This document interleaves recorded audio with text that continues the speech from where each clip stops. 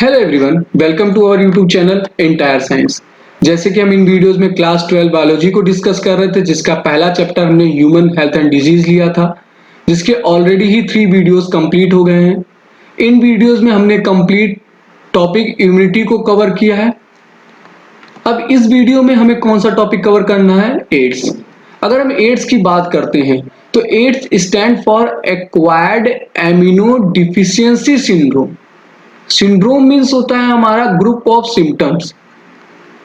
Okay, अब ये symptoms क्यों आएंगी बॉडीज में? हमारी इम्यून सिस्टम की डिफिशियंसी के वजह से, जो हमने पूरे लाइफ में एक्वायर की है। मीन्स एक्वायर की है तो ये नॉन कॉन्जेनाइटल हो गया, मीन्स बाई बर्थ तो है नहीं।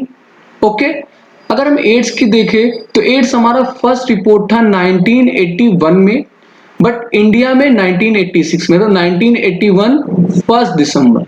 Okay, but in India 1986। अब ये एड्स होता क्यों है? एड्स हमारा लास्ट स्टेज है किसका? HIV का। अब ये HIV क्या भला है? HIV हमारी एक वायरस है।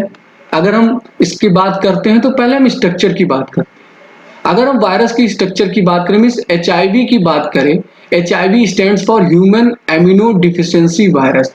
ऐसा वायरस जो हमारी बॉडी में इम्यून सिस्टम को पूरी तरह से डिस्ट्रॉय कर दे और उसकी डिफिशियंसी कॉज कर दे। ओके, अब हम अगर स्ट्रक्चर की बात करते हैं तो स्ट्रक्चर में वायरस में हम देखते हैं हमें प्रोटीन मिलता है और हमें जेनेटिक मटेरियल मिलता है।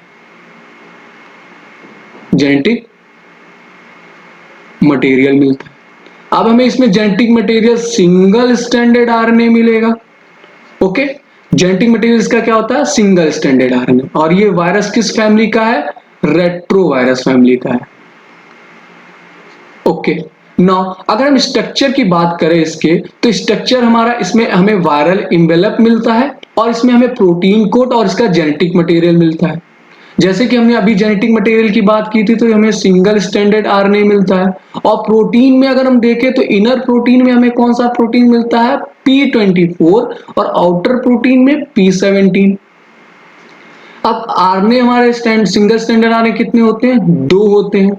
हमारे पास रिवर्स ट्रांसक्रिप्टेज भी 2 होते हैं और प्रोटीएज भी 2 होते हैं। अब ये रिवर्स ट्रांसक्रिप्टेज और प्रोटीएज का क्या वर्क है आगे देखेंगे। और इसके सरफेस में हमारे ग्लाइकोप्रोटीन, जीपी मींस ग्लाइकोप्रोटीन 120 और ग्लाइकोप्रोटीन 41 होता है। यही ग्लाइकोप्रोटीन हमारे CD4 रिसेप्टर्स पे बाइंड होते हैं, जो प्लाज्मा मेम्ब्रेन पे प्रेजेंट होता है। नाउ आगे देखते हैं कि कैसे हमारे बॉडी में इंटर करता है। ओके, जैसे कि हमने यहाँ पे एनिमल सेल की बात की है, हमारे एनिमल सेल पे क्या होते हैं? हमारे पास CD4 रिसेप्टर्स होते हैं, जहां पे हमारा GP 120 बाइंड करता है। ये हमने देखा था वायरल के इन्वेलप पे था। ये देखिए वायरस के इन्वेलप पे है ग्लाइकोप्रोटीन 120। ये CD4 रिसेप्टर से बाइंड होंगे और हमारी अपने जेनेटिक मटेरियल को, मीन सिंगल स्टैंडर्ड RNA को अंदर छोड़ देंगे। Now through the reverse transcriptase, हमने अभी बात किया था कि हमारे पास क्या होती है? 2 कॉपी और रिवर्स ट्रांसक्रिप्टेज होती है। रिवर्स ट्रांसक्रिप्टेज की थ्रू हमें क्या मिलेगा? DNA मिलेगा। अगर मैं थोड़ी सी बात करना चाहूं क्रिक के अकॉर्डिंग, DNA से हमें क्या मिलता है? RNA मिलता है, मींस जिसको हम ट्रांसक्रिप्शन कहते हैं, और हमें RNA से क्या मिलता है? प्रोटीन मिलता है, जिसे हम ट्रांसलेशन कहते हैं। मींस DNA से RNA बनना। बट यहां पे क्या हो रहा? RNA से हमें DNA मिलना, मतलब ये ट्रांसक्रिप्शन कैसा हो रहा है? रिवर्स हो रहा है। और कौन सा एंजाइम करा रहा है? Reverse transcriptase. ओके, अब हमें क्या मिल गया? हमें हमारा DNA मिल गया। अब ये जो वायरल DNA है वो इंक्रिप्टेड होगा किसमें? हमारे ये न्यूक्लियर मेम्ब्रेन है। हम जैसे कि जानते हैं न्यूक्लियर मेम्ब्रेन हमारा डबल मेम्ब्रेन होता है। अब डबल मेम्ब्रेन के बीच में क्या होंगे? न्यूक्लियोपोर होंगे, और इसके थ्रू ये हमारे बॉडी में, हमारे जेनेटिक मटेरियल में इंक्रिप्ट हो जाएगा। नाउ ये कई सारे वायरल RNA प्रोड्यूस करेगा। ओके, यहाँ पे क्या होगा? अब यहाँ पे हमारा ट्रांसक्रिप्शन होगा, हमें कई सारे वायरल RNA मिलेंगे। देखिए ये 2 3 कई सारे नए वायरस मिल गए।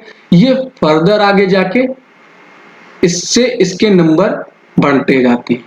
ओके, इसके थ्रू हमारे नंबर्स इसके बढ़ते जाते हैं।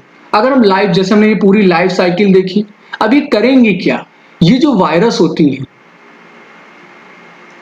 ये वायरस हमारे अटैक करते हैं टी हेल्पर सेल को। अब हम जैसे कि जानते हैं टी हेल्पर सेल्स हमारी इम्यून रिस्पॉन्स मतलब इम्यूनिटी बना के रखती है। ओके, ये टी हेल्पर सेल्स को काफी तरह से डिस्ट्रॉय कर देंगे ना। टी हेल्पर सेल्स डिस्ट्रॉय हो जाएंगे और हम जानते हैं कि टी हेल्पर सेल ही बी सेल्स को मींस प्लाज्मा सेल को एक्टिवेट करते थे। किसके लिए? एंटीबॉडीज के लिए। ओके, अब इसका मतलब इस वायरस की वजह से टी हेल्पर सेल डिस्ट्रॉय है, जिसकी वजह से बी सेल्स भी हमारी वर्क ठीक से नहीं करेंगी, मतलब हमारी बॉडीज में एंटीबॉडीज नहीं बनेंगी। ओके, जिसकी वजह से इम्यूनिटी हमारी काफी वीक हो जाएगी। ओके, इम्यूनिटी काफी वीक हो जाएगी, जिसकी वजह से हमें कई सारे पूरे लाइफ टाइम में क्या होते हैं, इन्फेक्शंस होते हैं। हम छोटे से छोटे इन्फेक्शन से भी हम इफेक्ट हो जाते हैं। ठीक है, जो छोटे छोटे इन्फेक्शन मतलब कि कॉमन इन्फेक्शंस भी होते हैं, उससे इफेक्ट होने की वजह से इसको बोलते हैं ऑर्गेनिस्टिक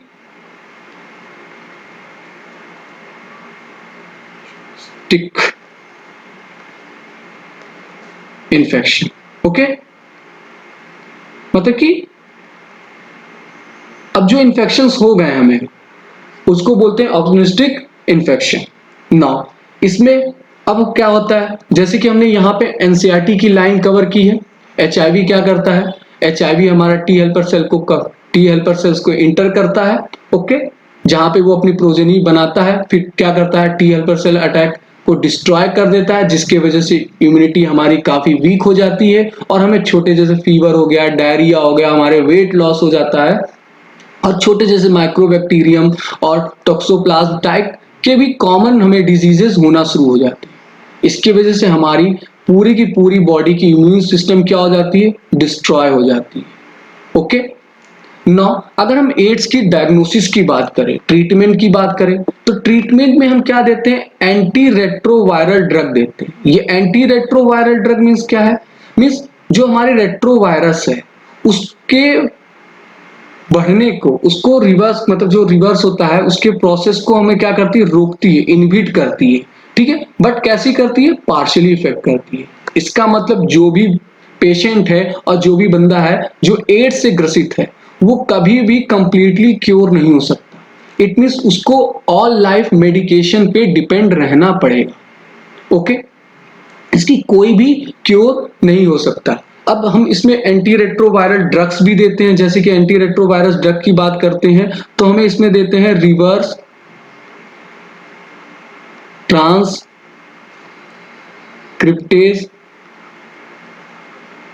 ड्रग्स। ओके, ट्रांसक्रिप्टेज इनहिबिटर्स देते हैं। क्या देते हैं? अब ये रिवर्स ट्रांसक्रिप्टेज इनहिबिटर क्या है? ये हमारे रिवर्स ट्रांसक्रिप्टेज जो होता है, जो हमारा डीएनए से वायरल आरएनए से डीएनए बनाता है, उसको रोक देता है, इनहिबिट करता है। जैसे कि हमने बताया था, ये प्योर कंप्लीटली क्योर नहीं हो सकता। ओके, अब ये फैलता कैसे, इसका ट्रांसमिशन किसके मीन है, कौन कौन से कारण है, किसकी वजह से फैलता है, इसको चेक करते हैं। ये हमारा सेक्सुअल कांटेक्ट की वजह से हो सकता है, इन्फेक्टेड पर्सन से। अगर कोई बंदा या कोई पर्सन जो है एड्स से इन्फेक्ट है, अगर हम उसके साथ अनप्रोटेक्टेड सेक्स कर रहे हैं और या उसके सेक्सुअल कांटेक्ट में आ रहे हैं, तो हमें एड्स हो सकता है। या तो हम उसके ब्लड या उसके ब्लड प्रोडक्ट को हमारे बॉडी में इंजेक्ट हो रहा है किसी भी तरीके से। ओके, जैसे कि हमारे इन्फेक्टेड नीडल के थ्रू हो सकता है, इंट्रावेनस ड्रग्स, जैसे हमने ड्रग्स में क्या होता है, अब मान लीजिए कोई ड्रग पेशेंट है जो ड्रग ले रहा है, कोई मतलब मान लीजिए कोई बॉय है या कोई गर्ल है या कोई भी ऐसा है जो ड्रग्स ले रहा है और उसको क्या है, एड्स है। अब ये क्या करेगा, ड्रग्स हमने क्या कर, ये ड्रग्स इन्होंने अपने इंट्रावेनस मतलब वेनस के अंदर इन्होंने ड्रग्स का इंजेक्ट किया। इन्होंने जो नीडल यूज की, ओके, जो इन्होंने नीडल यूज की, इनको इतना होश नहीं रहता और ये ग्रुप्स में करते हैं। अगर ये ग्रुप में कर रहे हैं तो दूसरा बंदा भी होगा, दूसरा पर्सन होगा, वो भी इसी नीडल को यूज करेगा।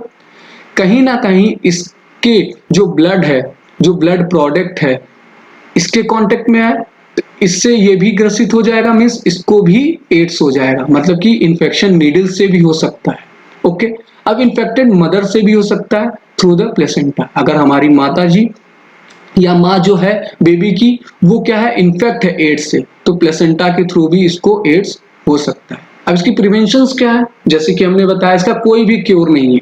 एंटी ड्रग्स वगैरह देते हैं, जैसे रिवर्स ट्रांसक्रिप्टेज हो गया, आपका प्रोटीएज इनहिबिटर हो गया, और भी हो गए, तो उनके थ्रू हम क्या करते हैं उसकी एज को, उसकी लाइफ को बढ़ा तो सकते हैं पर उसको अच्छी तरीके से पूरी तरीके से बचा नहीं सकते। इसका कोई क्योर नहीं है, मतलब कि इसका प्रिवेंशन ही, इसका बचाव ही बेस्ट ऑप्शन है। ठीक है, हमारी कंट्री में ऐसे कई सारे ऑर्गेनाइजेशन हैं जो ऐसी चीजों को कंट्रोल करती हैं। ओके, जैसे कि NACO means national AIDS control organization, national AIDS control organization का काफी एनजीओज हैं जो कि हमारे एजुकेशन प्रोवाइड करती लोगों को बताती है। ठीक है, इसके कई सारे ब्लड बैंक्स हैं, ब्लड की जरूरत होती है। ओके, फ्री डिस्ट्रीब्यूशन होता है कॉन्डम का, जिससे मतलब सेक्सुअल कांटेक्ट में आने के वजह से मतलब इन्फेक्शंस को ना फैले। कंट्रोलिंग ड्रग्स एब्यूजेस है, मतलब ड्रग्स लेने के एब्यूजेस को रोकती है। ठीक है, हम रेगुलर चेकअप करा सकते हैं। ये सारी चीजें कौन कराता है, हमारे नेको और एनजीओज कराते हैं। तो इसका प्रिवेंशन यही है। नाउ अगर हम टेस्टिंग की बात करें, लास्ट हम अगर टेस्टिंग की बात करते हैं तो एक आता है स्क्रीनिंग और एक आता है कंफर्मेटरी। स्क्रीनिंग में क्या होता है, एंजाइम एलिसा कराते हैं, एलिसा कराते हैं, ये हम भी कर सकते हैं। इसकी किट आती है जो कि हम क्या करते हैं, इसमें एंटीजन एंटी बाइंडिंग का मैकेनिज्म होता है, means enzyme linked amino sorbent ऐसे एलिसा करा लेते हैं, जिसकी स्क्रीनिंग टेस्ट होती है। अगर हमें कंफर्मेटरी टेस्ट कराना है तो हम क्या कराते हैं, वेस्टर्न ब्लॉट टेस्ट कराते हैं, जिसमें हम एंटीबॉडीज को पता करते हैं। अब जाहिर सी बात है, अगर उसको एड्स हुआ है मींस HIV से इन्फेक्टेड है, तो अभी तो हमारे टी सेल्स अच्छी कुछ तो है ना, अभी डिस्ट्रॉय नहीं हुई, कुछ तो है, वो कहीं ना कहीं बी सेल्स को एक्टिव की होंगी और बी सेल्स कहीं ना कहीं एंटीबॉडीज तो थोड़ा थोड़ा बनाई होंगी। उसी एंटीबॉडीज के बेसिस पे हम क्या करते हैं, वेस्टर्न ब्लॉट टेस्ट करते हैं और हम कंफर्म कर लेते हैं कि उसको एड्स। और HIV की एक बात और, HIV से अगर कोई पर्सन जो है अगर वो इन्फेक्टेड है तो हमें तुरंत नहीं पता चलता, हमें कम से कम 5 to 10 ईयर लग जाता है। ठीक है, तो ये सारा कॉन्सेप्ट क्या था, HIV पे बेस्ड था। आई होप आपको सारे टॉपिक क्लियर हुए होंगे। Thank you.